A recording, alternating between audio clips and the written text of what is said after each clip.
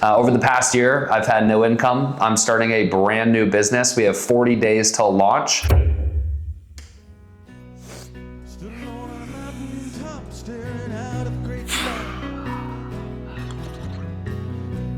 I could go east, I could go west, it was all up to me to decide. Just then I saw a young hawk flying and my soul began to rise. Very soon, my heart was singing, roll me away, won't you roll me away tonight. Gotta keep moving, gotta keep riding, keep searching till I find what's right. And as the sunset faded, I spoke to the faintest first starlight. And I said, next time, down a dream that never would come to me, working on a mystery, going wherever it leads, running down a dream.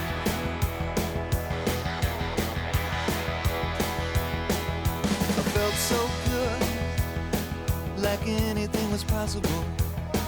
Hit cruise control and rub my eyes. The last 3 days, and the rain was unstoppable. It was always cold, no sunshine. Yeah, running down a dream that never would come to me, working on a mystery, going wherever it leads, running down a dream.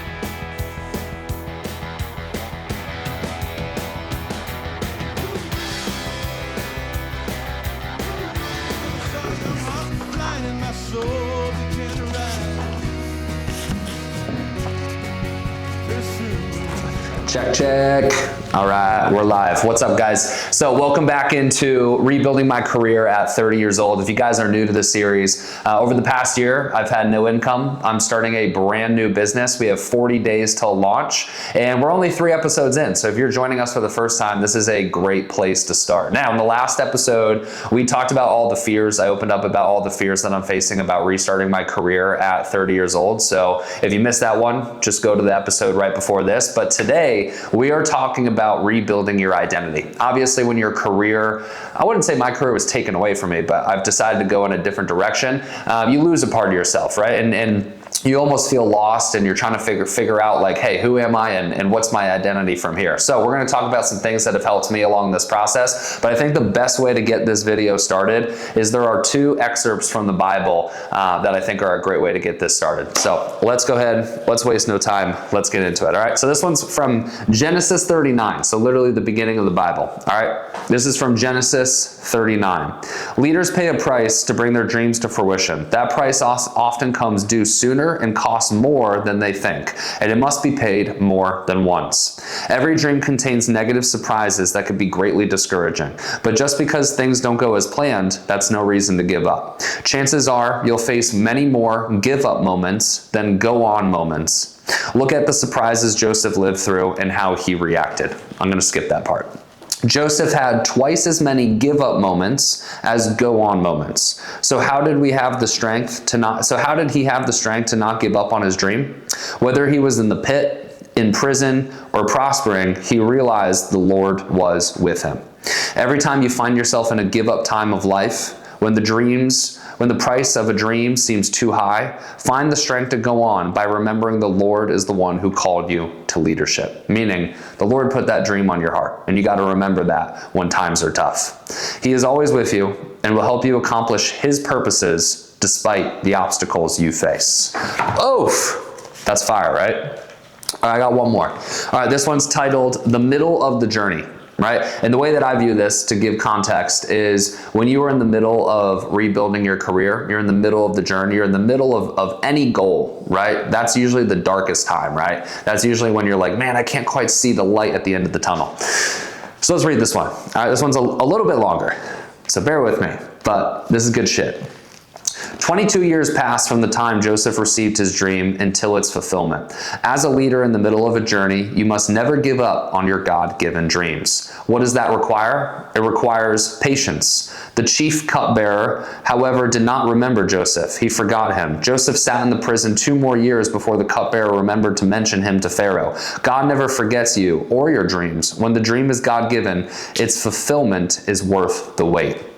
It also requires humility. Self-promotion can never replace divine promotion. That's powerful. As the favored son of Jacob, Joseph was elevated above his brothers, and his dreams didn't help matters. But his trial taught him humility. I cannot do it, but God will give Pharaoh the answers he desires. Your success, this is the important part, your success comes from God. Give him credit. The third way is gratitude. Joseph named his firstborn some name I can't say.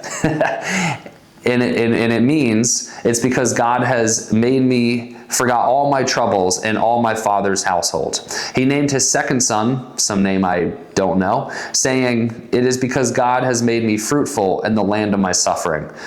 This is the important part though. God wants you to demonstrate trust by thanking him in spite of your circumstances. So even when your situation is shit, even when time is not good, God wants you to thank him. God wants you to be grateful for the challenges that he put in your life on purpose to help you break you of the weaknesses, to help you become the person that you are meant to become, to ultimately fulfill the dream. And that's what I believe. I believe that. God wants you to demonstrate trust by thanking him in spite of your circumstances. Paul said, give thanks in all circumstances. In all circumstances, not for all circumstances. When you are grateful, fear disappears and faith appears. Often as leaders, we look forward to the end of the journey. We look forward to that final destination, when we will have accomplished our goal. But we must remember to learn and grow in the middle of the journey. By putting the discipline of patience, humility, and gratitude into practice, you will be that much closer to being the leader God called you to be. All right, so what are we working on today? The biggest thing that's going to move the business forward is continuing to finalize the course.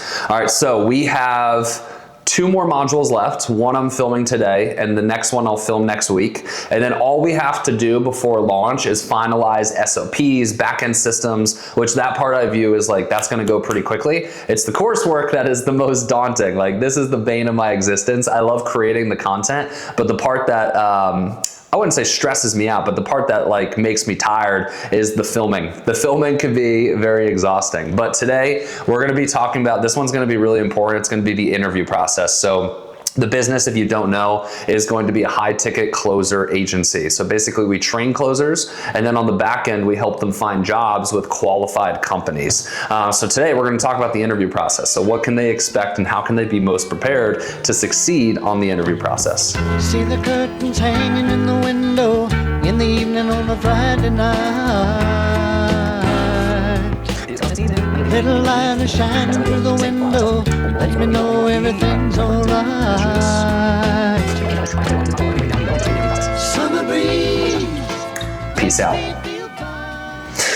Woo! Got that shit done, baby. Let's fucking go. That's how we do. We dominate the biggest task before 1 p.m. And it's actually 11:30. Check out this maximum comfort situation here that Caitlin has created. So this is her ideal work I have an environment. office and everything, and I still end up here. She has an office and all. Begged me for a 3-bedroom apartment. Got it. Still works on the couch. Look at Mila. It's cozy out here. The Christmas tree's here. This is maximum. This is like Mila's like dream situation Oh, here. yeah. This is her favorite blanket. She's in a sweater. In a sweater, Christmas sweater. Show them the Christmas sweater. Sweetie. Let's see the Christmas sweater. She has a snowflake. A little snowflake. Look at how beautiful she is. And then what do you got here? You got a cup of coffee or is this hot chocolate? Hot coffee, a 20-gram protein shake, and water because I just worked out. What a situation. Look at this tree. I can't take credit for the tree. Creature. Well, actually, I can take a little credit for the tree. We got a new tree this year. This is our, Beautiful creature. it's from Home Depot, actually. Yes. What is it? Twinkle light tree? Yeah, I don't know the exact name, but it has a bunch of different settings. It's a fake tree, but we got little ribbons on it, twinkle lights, as you guys can see.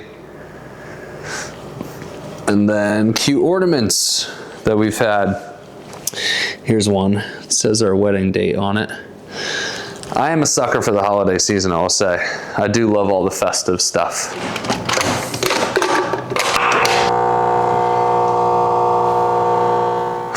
All right, so we got the bulk of my work done there with filming the module. Now for the rest of the day, since I've got my personal development routine done, the module done, I'm focused on content creation. So right now I'm posting on TikTok 3 times a day, Instagram once a day, YouTube Shorts twice a day, and then LinkedIn once a day. So we are pumping out a crap ton of content, and that's what we are gonna do. I'm about to edit a video right now. All right, it's time to get serious. Chad's got his yellow notebook out. That means we're having a discussion because Chad likes to write down notes so he doesn't forget what he wants to say. All right, now I'm gonna stop talking in third person because I sound like a crazy person, which I probably am.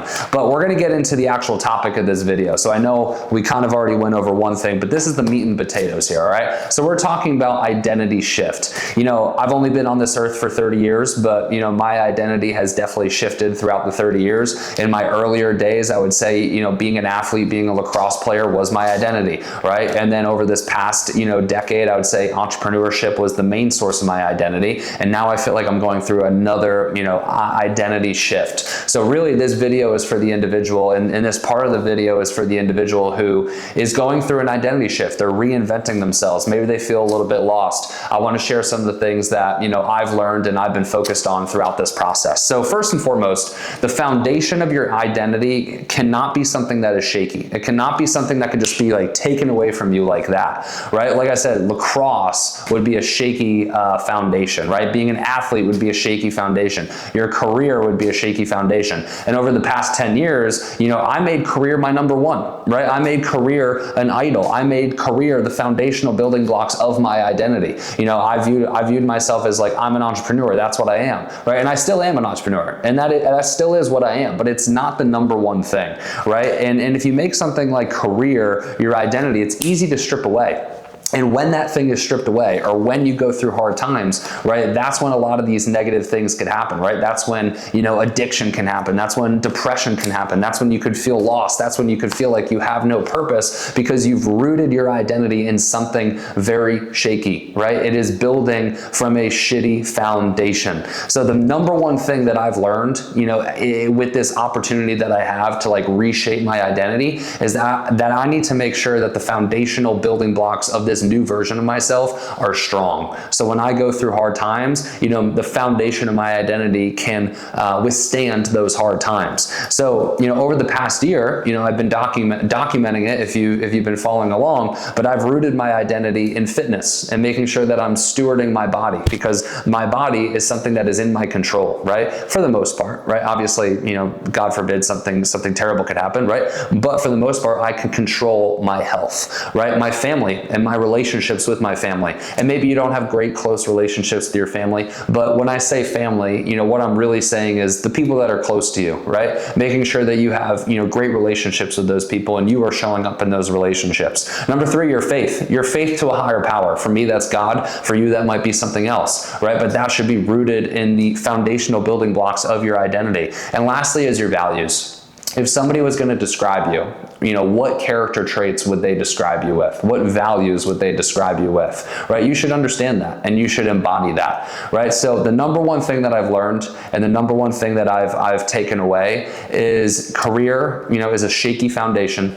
Over the past year, obviously, you know, more or less, I really haven't had a career. Obviously, we've had the spillover from NLCA, like the remaining clients that are running out their contract. And obviously I'm building this new business, but like in terms of like having a legitimate career, this past year I really didn't have one, right? So I viewed it as an opportunity to rebuild and relay the foundation of my identity the right way. And for me, that's fitness, family, faith, and values. So that's number one. Don't make the foundation shaky. Make the foundation strong.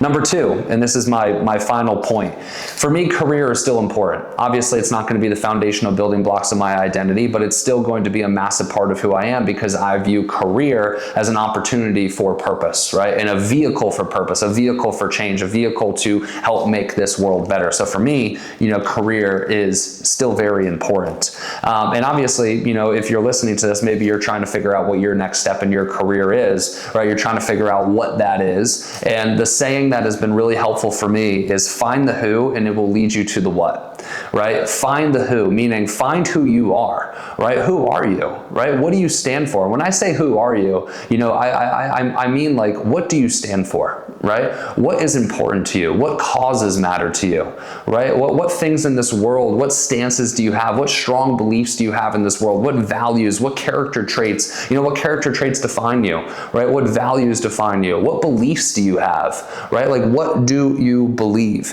And if you could really truly understand the who, it will lead you to the what. So often, specifically with career, we are trying to find the what. What should I do? What should my next career be, right? But if we don't know who the who is, we will never find the right what, right? We're just going to chase the next best thing. Oh, I see everybody's doing this. I should do this. Oh, my aunt has this career. She's making a lot of money. Maybe I should do that, right? And we're going to constantly feel unfulfilled, right? So, if you are going through this season of reinventing yourself, view it as a blessing. View it as a blessing to identify, who am I? What do I stand for? And when you're clear on that, the what or the career is going to reveal itself. So I hope you guys enjoyed this. Those are some of the things that I've been learning on this journey. I'm excited to continue to document the journey as we go. If you guys enjoy content like this, if you're enjoying this story, if you find it inspirational, if it's helping you in any way, let me know in the comment section down below. Leave a thumbs up, and the best thing you can do is subscribe. It is free to subscribe. So thank you guys. I'll see you in the next one. Peace out.